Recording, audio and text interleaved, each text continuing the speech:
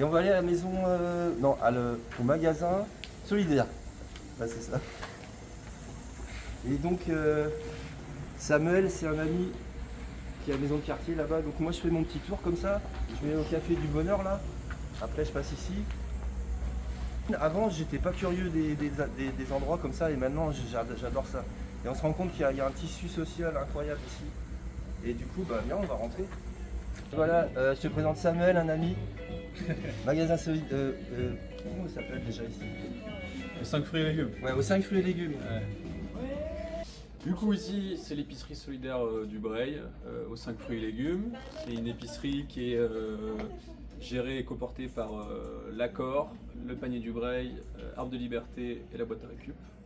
Et cette épicerie elle a ouvert ses portes en octobre 2025. Et en plus, alors un des avantages que j'aime ici, je l'ai félicité Samuel, parce que comme c'est blanc, ça donne la profondeur au bâtiment. Et c'est très bien, en fait, dès l'entrée, on voit pratiquement tout. Et tout est bien clair, tout est bien affiché.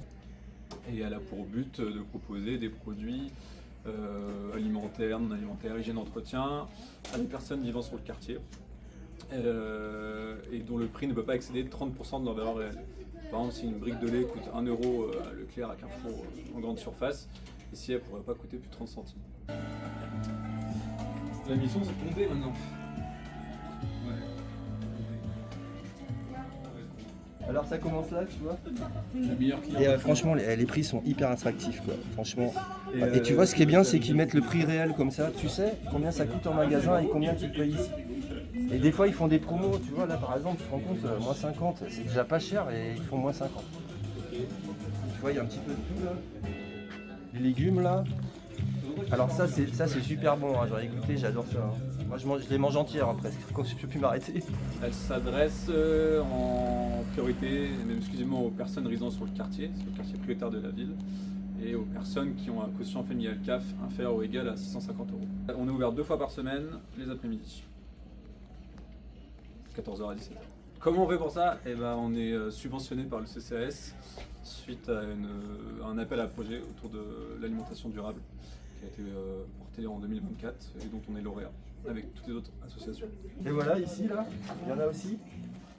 Il y a un petit peu de tout, hein, vraiment, selon les arrivages, j'imagine. Et là, pour les enfants, là, pour l'enfant, là. Ouais, parce que ça, si c'est un coût qui est très important quand t'es parent, c'est bien les couches. Hein. Et là, c'est vraiment pas cher. Hein. Et là, il y a un peu de salade aussi, là. Salade, poireaux. Plusieurs sources d'appro. On achète sur le kiosque paysan notamment tout ce qui est fruits et légumes. Et après, il existe des centrales d'achat solidaires où on achète les produits secs notamment. Puis on a aussi des produits qui proviennent du don. Là, c'est le coin, on va dire, coin beauté, là, bien-être. Il y a des super trucs là, super produits. Hein. La lessive là. Et puis toujours les photos là au mur là, hein, pour relater les événements, les distributions là.